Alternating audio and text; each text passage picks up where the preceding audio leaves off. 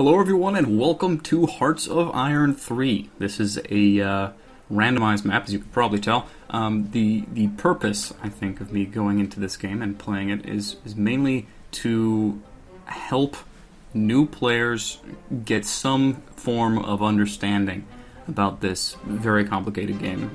The goal of this is basically just, hey, let's have some fun.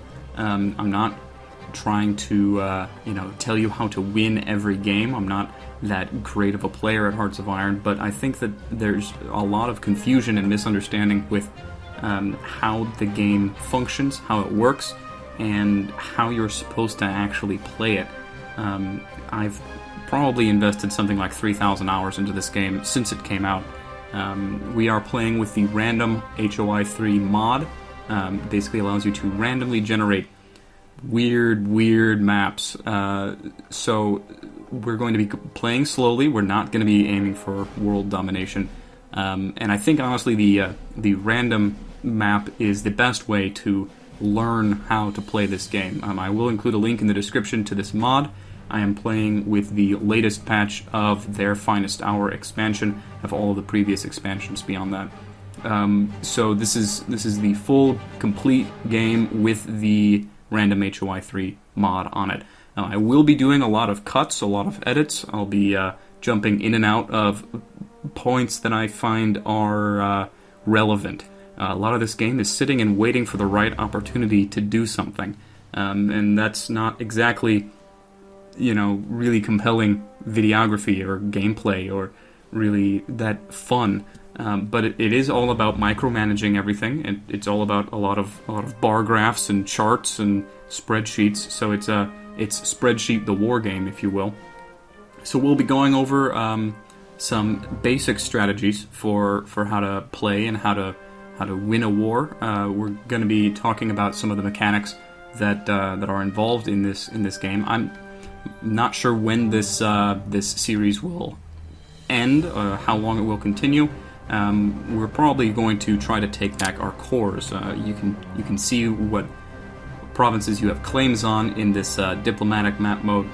Obviously, the hashed through provinces are the provinces that you could easily integrate into your country. And just looking at this, it seems like the best country for us to attack as soon as we can is actually the United Kingdom, because we could completely integrate all of their territory at minus, looks like one province. They have one province that we don't actually have a claim on up here. But most, if not all of this land would be completely revolt risk-free, very good territory for us, will allow us to expand our economy quite a bit.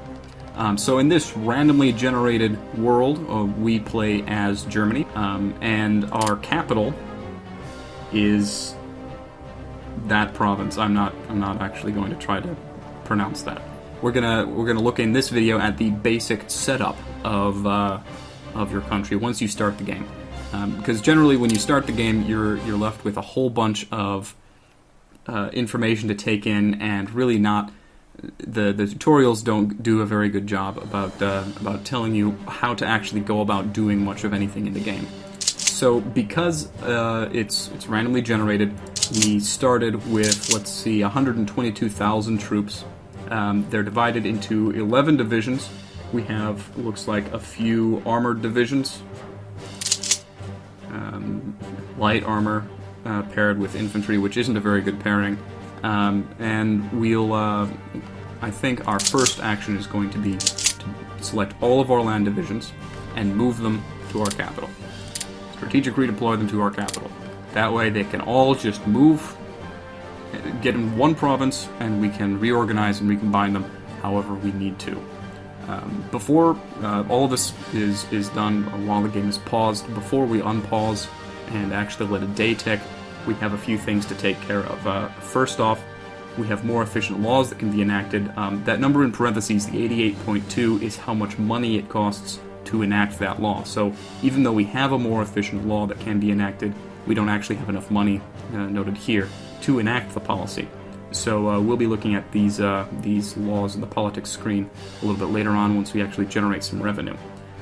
We do have research possible.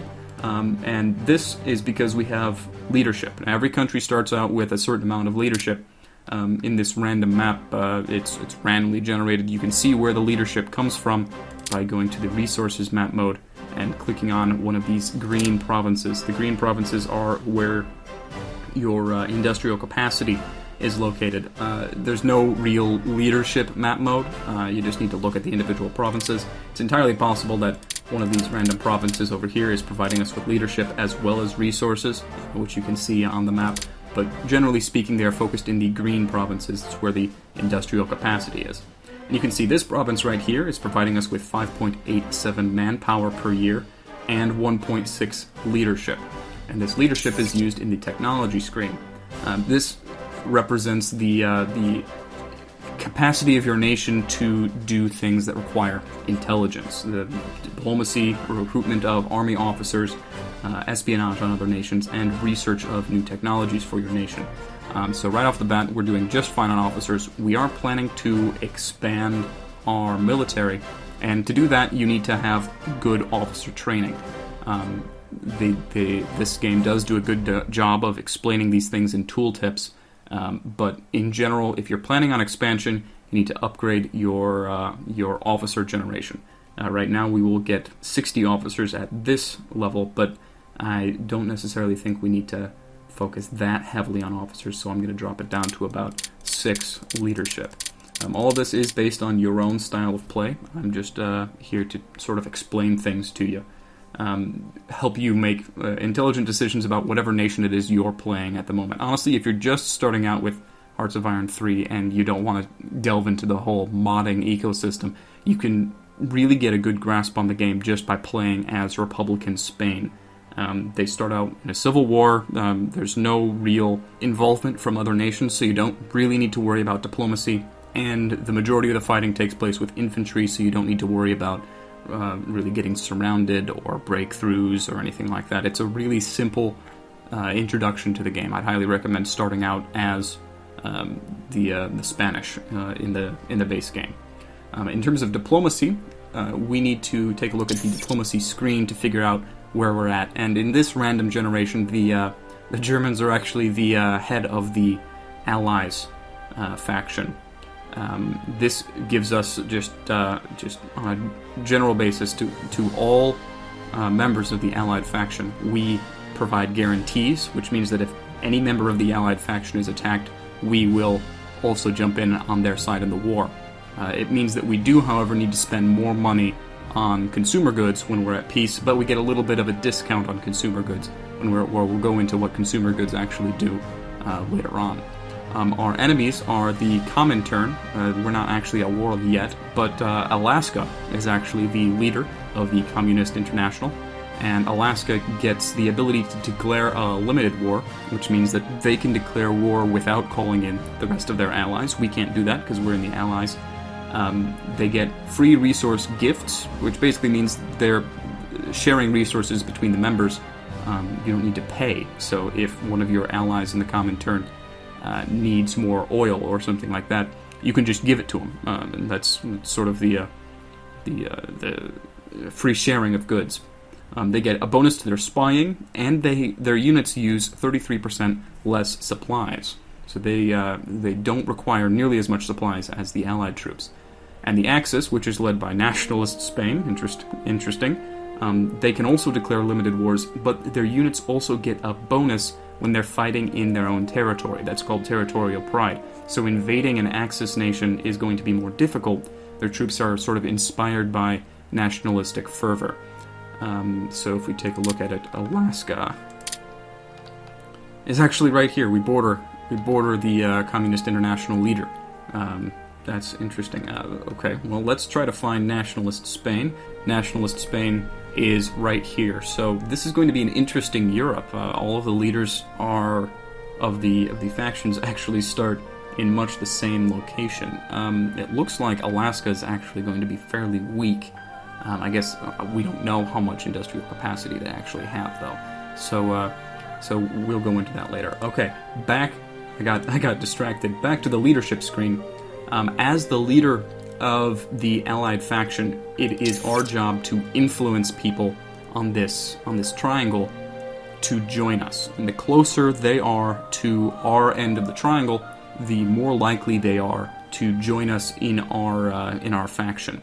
So you can take a number of strategies here. If you, for instance, really don't want, let's say, the United Kingdom to join the Communist International, which actually, since we're planning on attacking the United Kingdom, we really don't want them to get an ally in Alaska right here. That'd make our war much more complicated. So we could spend our diplomacy points on influencing this nation towards our faction. Highlight over them, you can see that they're drifting towards the Comintern with a value of 2.2, but they're also drifting towards us with a value of 1.7. Now, if we were to influence them, send our diplomats over there to influence their nation, you can see that our number jumped a whole bunch. They're now moving towards us with a value of 9. And unless Alaska decides to invest in the United Kingdom as well, what we're basically doing is making so that the UK can't get allies in the Communist International because they're too far away from the political leanings of Alaska. So I think that's a good move for us, and why don't we pick one of these nations that are already drifting towards us but are a little bit further away, and we'll influence them as well. Now this influence, thank you for those pop-ups, those influence nations take up 1 point of our diplomatic influence every day. So at our current rate of diplomacy generation, with 14.1 of our leadership invested into diplomacy, we are losing 2 per day from influencing other nations, but we're gaining 7.02 from this investment here. So in order to maintain these influences, we need 4 total diplomacy points. And we want to generate a little bit extra because this is used for trade agreements and access rights, and basically anytime we talk to other nations, we need to use our diplomatic influence here. So I think 4.5 would be a good investment. That leaves us with plenty of leadership for use in other areas. In terms of espionage, we can send our spies in the intelligence screen 2 different locations. We start out with a few spies at home. We have 80 total active spies abroad, and it looks like we've focused a little bit on our enemy factions. So we're going to do a little bit of priority on enemy factions. I'm going to raise our priority to maximum, and we'll focus on counter-espionage, and we'll have our spies supporting the ruling party. We'll get into the actual internal politics a little bit later. But this means that the spies we generate will go to Alaska, where we can hopefully figure out like how much industrial capacity they have, what they're building, and what they're researching. And we'll also focus on nationalist Spain as well, because those are going to be our biggest threats. It's interesting that nationalist Spain is the leader of the Axis, and our spies are currently under the impression that the Republican Party in Spain is actually the majority party. So we probably need a little bit more spies there in order to get an actual picture of what the current diplomatic situation is in that country. Alaska shows the Stalinist party is rather large. Okay, so back to that screen. We don't need 2.85 spies every day. That is a ridiculously large amount of spies. So we're going to cut back on that to maybe 1 spy every 2 days. I think that's a reasonable number of spies to be generating. So there we go. That leaves us with just about 35 points of research. Now that means we can research 35 different research projects at the same time. So now we need to delve into this research screen, set up 35 different research projects. Now, it is January 1st, 1936, which means that we will have a penalty for researching things ahead of time. So any of these 1938 research techs, we really want to steer clear from, because we won't be getting as much bang for our buck. So I'm going to do the Engineer Brigade, bring us up to date on that. We don't have any mountain infantry. We can't even build them. So that would be a decent thing to research. Speaking of mountain infantry, we don't have equipment for our infantry to fight in the Arctic or the mountains. I think that will be very relevant, considering our location in the world. This terrain map mode shows that we don't actually have any mountains, but if we want to invade down in here or over in here, we're definitely going to need them. And we're actually pretty darn close to the cold of communist Russia. We actually control Moscow, which is rather funny. Okay, back to the technology screen. That's about all that's really important in terms of infantry research. These researches here affect all of the things that we normally think of as infantry. So from the top, you can see that infantry support weapons will focus on the defensiveness of your infantry, your marines, your partisans, your mountain troops, your motorized troops, your mechanized troops, and so on and so forth, all of the specialized infantry troops. And cavalry is the same way, except it only affects cavalry. So if you plan on building a lot of cavalry, you can invest here, but it's really more bang for your buck to invest in these techs, which do a lot more of upgrading the units. So over in the armor here, we can see that we don't even have the ability to build light tanks. We have a light tank regiment. We have 2 light tank brigades right over here, but we don't actually have the ability to build one. So that needs to be fixed right quick. Also of note is that the light tank engine and the light tank reliability, light tank armor, and the light tank gun do improve the stats of your mechanized and motorized infantry. So if you plan on building motorized or mechanized infantry in the future, it is worth investing in these light tanks, even if you're not actually going to build any light tanks. Researching the light tank brigade will also allow us to build armored cars, which are a support unit that you can attach to usually motorized units, give them a little bit more armor. While we're in this screen, we can also see that these support brigades are rather unresearched, anti-aircraft and anti-tank. I usually focus on artillery in the beginning, so we're going to line those up. But basically, all of these are relatively important. Not so much if you're not planning on building them, but we have a lot of research points to spread out. We might as well leave our options open and just research all of these.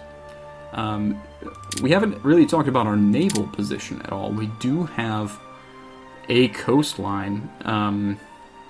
We have naval units as well. Where are they? Oh, we have a colony in Greece. Oh, that's fun. Okay, so we are going to need to focus a little bit on Navy. Does that mean we have more claims down here? We do. We have a few more claims on Greece proper. How important is this? 3 factories, 3 industrial production, providing us a decent amount of resources, actually. It's actually a fairly good amount of resources. So yeah, I guess we are going to be focused on protecting this.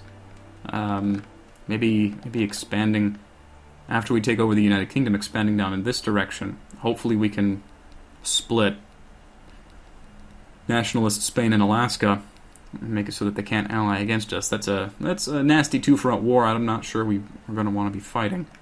But this means that we do actually need to pay a little bit of attention to our naval technology. They split all of this up into the different classes of ships that you can build. So if you want to build escorts or non-capital ships, you're going to need to focus on these ones. So it really does lend itself to specialization, especially when you have limited research. So you're going to want to focus on light cruisers or destroyers, and in terms of capital ships, you're going to want to focus on battleships or battle cruisers or aircraft carriers. Aircraft carriers are the strongest in the long run, but if you're going to be fighting any battles early in the game before you get a whole bunch of upgrades to your aircraft, you're going to want to focus on something else. Aircraft carriers in the long run will be more bang for your buck, but they really do depend on how much you're upgrading your fighters and your bombers. So if you have the research points to spend, invest in aircraft carriers. If you don't have the research points to really invest in both naval technology and in fighter and bomber technology, then you're probably going to want to focus on a more traditional battleship or battle cruiser style of navy.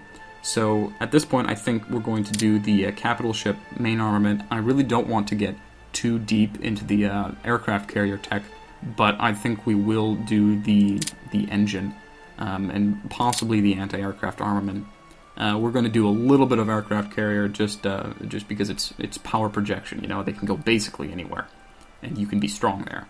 We aren't going to do battle cruisers because I'm a big fan of the battleship. When I want my navy somewhere, I want it to be there, and I want it to be tough to chase away.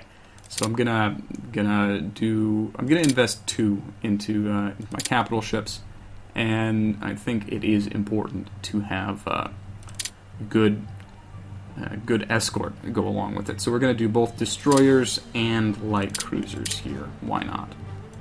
In terms of bombers, we have a lot of unlocked technologies already. It looks like we can't really efficiently invest. Yeah, all of these are 1939. We can do this one, 1937. We might as well without a penalty. So we'll do that. In the industry screen, I guess we should get into what these numbers that we're talking about and seeing actually mean. When it talks about efficiency, we're talking about the amount of IC required. IC meaning industrial capacity required to do a specific thing. So by researching this technology, you gain an increase in your efficiency, meaning that things that would take 1 IC to build, well, now there's a 10% reduction, so it only takes 0.9 IC to build. Whereas this one increases the flat amount of industrial capacity. So this one mixed with this one, we actually see a net bonus of 20% in terms of your industry. Now, this is really dependent on your resources, on which one of these you want to focus on. If you are good on resources, and you really have just gads of things you want to build, these are really good investments because it swings it. You have 10% more IC, and your IC is 10% more efficient, so you have a 20% advantage over your competitor. But if you're really feeling the hurt in terms of your resources in maintaining your industrial capacity, you don't want to increase your actual industrial capacity because that'll just increase your consumption of your natural resources. So you want to focus on the efficiency, make what you have work better. We're going to focus on both of them because we're big, we're strong, we're generating a whole bunch of resources, and I think we're going to be good. Agriculture increases your manpower, which is always good. We have a significant amount of manpower, but I'm sure we're going to be taking some losses. Education provides a flat percentage bonus to your leadership. Adding 5% to this would be very, very nice. It would get us a significant amount more. Rocket testing. This is something that you want to do if you're interested in late game, like nuclear weapons, and I think we are. So we're going to go late game. We're going to invest heavily in atomic research and in rocket testing. We're going to look into radios. Radio technology. This research doesn't actually give us anything when it completes, but it does give us access to all of these things. And this is the one that actually lets us build radar stations. And this one is really important to get. It's a one-time thing, but it increases the efficiency of every single one of your units by 10%. I highly recommend, if you don't start out with radios in your game, going and getting radios. This just increases our research efficiency, nice and easy. And these are all the efficiencies that you can research to give you more of these. Now, we don't need to invest in all of this stuff. We're sitting pretty on all of our resources, except for oil. We don't have oil to speak of. We produce 7.42 oil. That's really not very good. Oil gets converted into fuel, and that's used to move your units around. It's really a necessary resource if you want to build any armored units to speak of. Luckily, we can convert our gads of energy into oil. So we're gonna upgrade the efficiency at which we can convert our coal into oil. I think that's a useful research. And that's it for that screen. We can't research any secret technologies, unfortunately, but we are going to go rather heavily into theory. I like doing all of these. I know this is really not that efficient, but this just increases how useful your supplies are to your troops, and we'll get into more about the supply system later. And this increases the rate at which your boats and your planes get fixed. All of these are really important. In terms of these theories, I'd highly recommend ignoring them for your first few games. They are important, but it gets into a whole bunch of really advanced concepts that really aren't necessary for enjoying the game and just having fun with it. We can get more into that at a much later date. One thing that you will need to focus on is this, the land theory screen. So this one right here is vitally important. We'll get into that later once we start actually attacking, but basically every unit, after it takes an action that involves either strategic redeployment or attacking an enemy, once that's done, that unit needs to reorganize. And so this is modeled in the game by a flat, I believe it starts out at 96-hour reorganization time before that unit can do anything else. So you attack, you win, and you move into a new province. Well, guess what? Now that unit that just attacked and won and moved into that new province needs to sit in that province for 3 days before it can do anything. This reduces that timer. It allows you to get much more value and punch out of your units, especially when you have a small army or when you want to make a breakthrough. This is really important for keeping your units moving forward. So we're going to do that. This is a militia-focused one. I'm not going to really focus on that too much. But what we do want is eventually this. This combat reinforcement chance is really, really necessary in order to win battles and rotate your divisions in and out of combat. We want to eventually get to this. As you can see, it requires that central planning, which is this one, is at 3. So we're going to research that. We're going to research infantry warfare. It gives us more organization. That did cap out our research. We are currently researching 35 things out of 34.78 possible. But I'm going to queue up more things just because I like overloading my researchers. As you can see here, we did queue up one more thing than we can actually research. So this is the estimated time that this research will be done. This one is only being researched at a rate of 0.78 to 1. So normally this would get 100% speed. This one's only being researched at 0.78 speed. This one isn't being researched at all. So it isn't like we're spreading our 34 points over 36 projects evenly. So adding more slows all of them down. Now we're just queuing up points to research. After this one is done, it'll go on to the next one, so on and so forth. So we're just queuing up the things that we want. What order do we want these things in? And let's say once this one's done in July, on the 11th of July, it'll default to being all the way down at the bottom. So we're just queuing up which order we want these things to be researched in. We want more organization. We want more morale. We want more organization. This one is for our support regiments. We want better attack movement.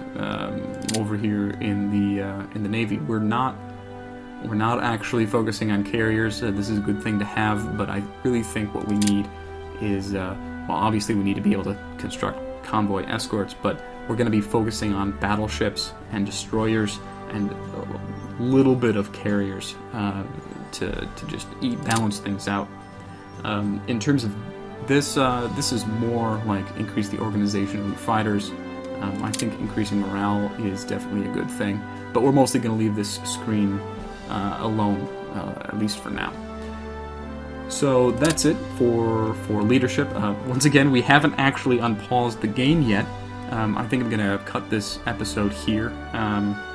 We'll go more into actually reorganizing our troops. Go into what the leaders do, what the command structure actually looks like. Maybe a little bit of what the theaters are, and we'll go from there. And maybe in the next video we'll unpause.